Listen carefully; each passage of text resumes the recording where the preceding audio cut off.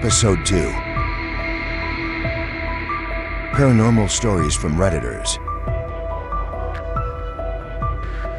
I've had my share of strange experiences, things that make me truly believe there's a spirit, maybe even an old man haunting my home.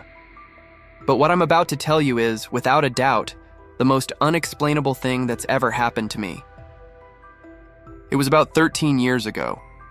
I was sound asleep in my room, door shut tight, just like every other night. It was probably somewhere between 11 p.m. and midnight. The whole family were all fast asleep too. The house was dead quiet. It started with a dream. Now, I know what you're thinking.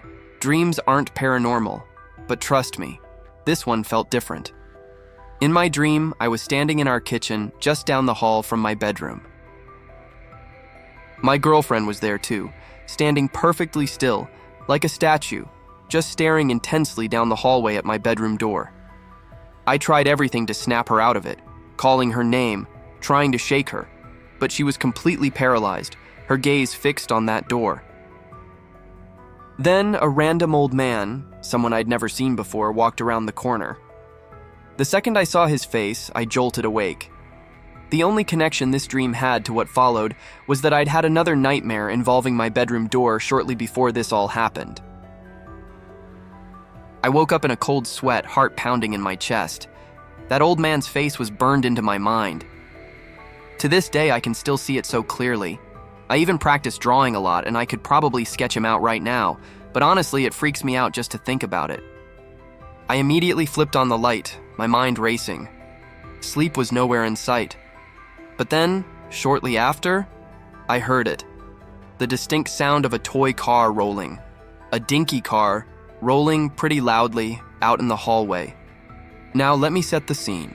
My room is at one end of the hall, the kitchen is directly at the other, and there's an L-shaped turn from the kitchen doorway into the living room. I knew for a fact that this dinky car was supposed to be in the living room because my nephew had to clean up all his toys in the play area every single night before bed. And then, that toy car started to roll. I heard it moving across the floor for a good 5 seconds.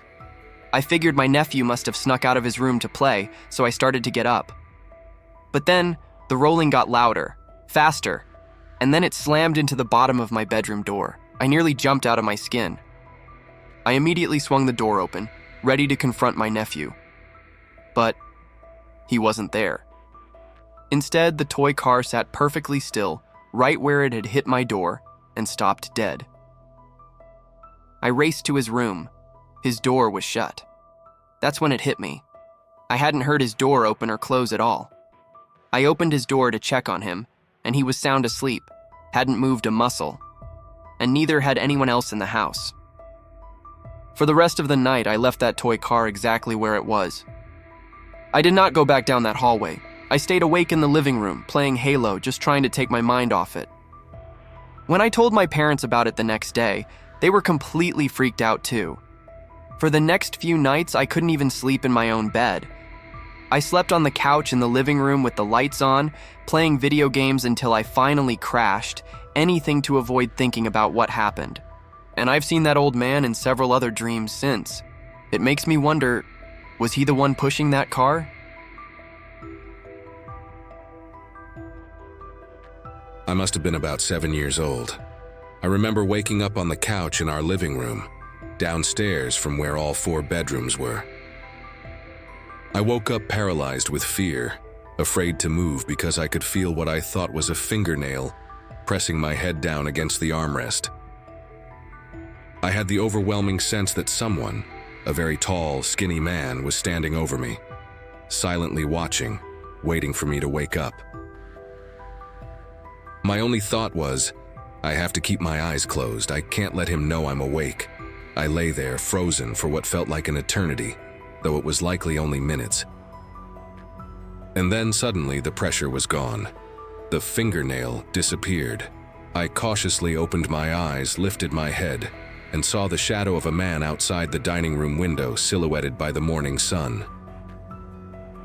And then just like that, he was gone.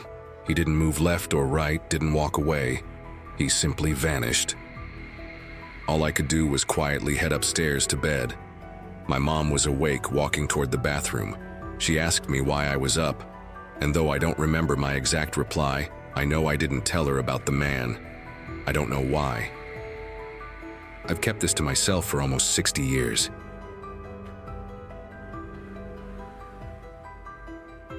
My dad was a bit of a local history buff, and he knew I was too. So when I was about 9 or 10, an avid reader, especially of history, he decided to take our family to a place called the Crenshaw House.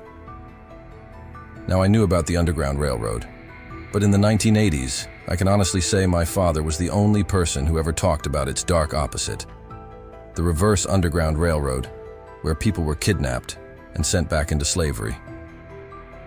This place, the Crenshaw House, was one of its infamous stops.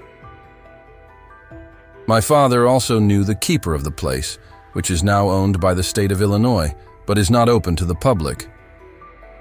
My brother, who was maybe 5 or 6 at the time, started losing it before we arrived, saying repeatedly, "I don't want to go. I don't want to go."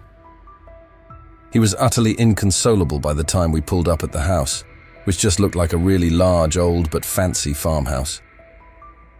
My dad's friend led us to a concealed door on the side of the house. I barely noticed the keyhole in the siding. When the key clicked into place, the door popped open to reveal the darkest, narrowest staircase I'd ever seen.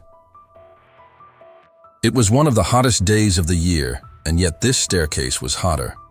The air was stagnant and oppressive, and I felt a knot in my stomach as my dad asked me to follow him up the stairs. When we finally made it to the hidden top floor, it was somehow even hotter than the staircase. Tiny slivers of windows that didn't open revealed iron rings fastened to the floor, separated by wooden cubicles. The whole room felt as if it were whispering from every corner. And the final horror.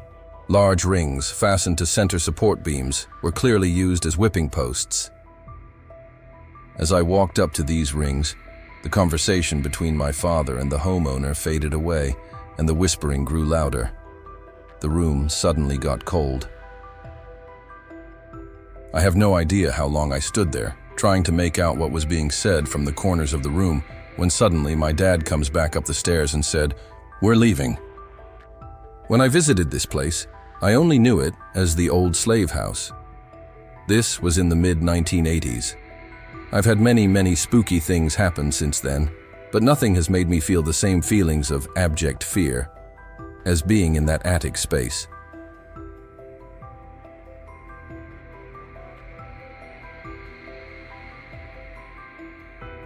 When I was young, around 7 years old, I had a cabin bed.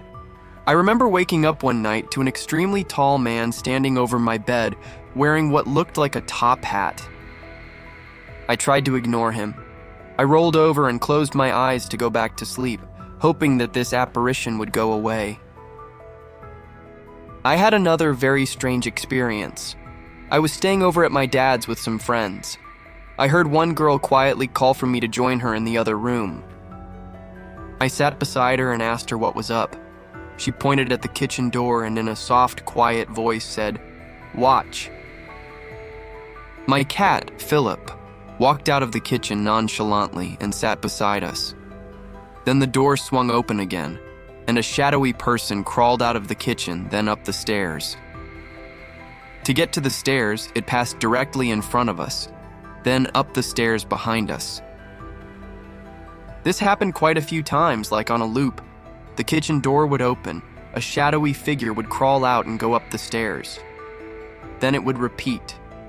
We had no explanation for what we saw. We were both 10 years old. The same year when I was still 10, the mother of a close friend of mine went into labor.